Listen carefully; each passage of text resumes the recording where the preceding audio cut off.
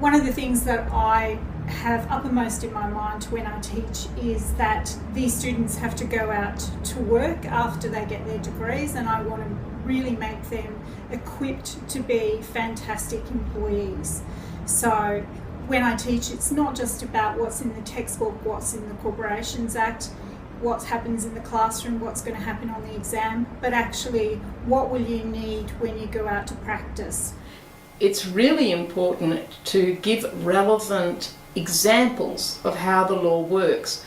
So I will use my own personal experiences in the Magistrates Court, where I've taken personal actions in property law, in contract law, in consumer law. I've used the Freedom of Information Act. I've used the Ombudsman for problems that I had with my mobile phone bill.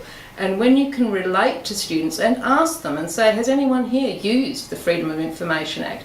Then you can actively engage them and get them to expand, and they can see actually how the law applies and how it's useful in their day-to-day life.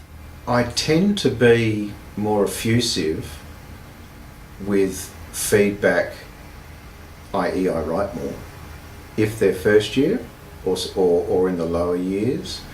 I also tend to highlight errors that I normally wouldn't highlight in later year papers. For instance, spelling errors or grammatical errors, or perhaps errors that might be where there's non-conformance with the AGLC. For instance, I might highlight those errors, whereas perhaps I might not in later years. But I do try and be very constructive with the lower years. I actually do take quite a noticeably, if you like, softer line in my feedback and my marking. I do make allowances for the fact that they're in lower years. I do make allowances for the fact that they may present me with two authorities that are relevant, but not present me with two authorities that they should have perhaps referenced as well, that might have given the other side of the coin. I expect that in later years. By the time corporations law or trusts law rolls around, I expect that. I don't necessarily expect that in first year.